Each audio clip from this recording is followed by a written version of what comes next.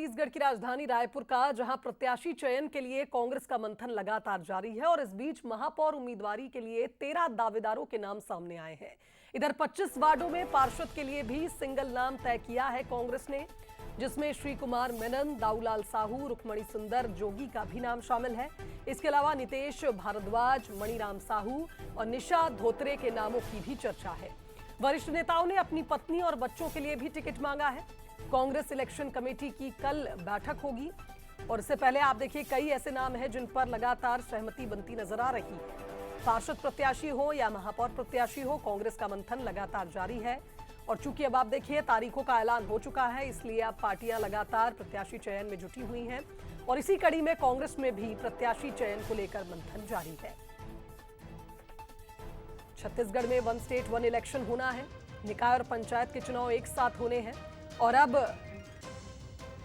अलग अलग राजनीतिक दलों की प्रत्याशी चयन को लेकर बैठकें जारी हैं। महापौर के लिए 13 दावेदार जहां कांग्रेस ने तय किए हैं, इसके अलावा 25 ऐसे नाम हैं पार्षद की रेस में जो आगे चल रहे हैं, सिंगल नाम जो तय किए गए हैं। चलिए इस खबर पर हमारे साथ रायपुर ब्यूरो चीफ गौरव शुक्ला लाइव जुड़ रहे हैं, उनका रुख कर लेते हैं। गौरव, जिस तरह से हम देख रहे हैं कि निकाय के रण की तैयारियां अब पार्टियां कर रही हैं क्योंकि जो चुनावी तारीखें हैं उनका ऐलान हो चुका है। अगर हम बात करें नामों के चयन को लेकर तो कई ऐसे वार्ड हैं जहां पर सिंगल नाम पर कहीं ना कहीं सहमति बनती नजर आ रही है। कई नामों का भी जिक्र हमने अभी किया। फिलहाल कांग्रेस इलेक्शन कमेटी की बैठक के बाद यह साफ हो जाएगा कि किन नामों पर सहमति बन चुकी है।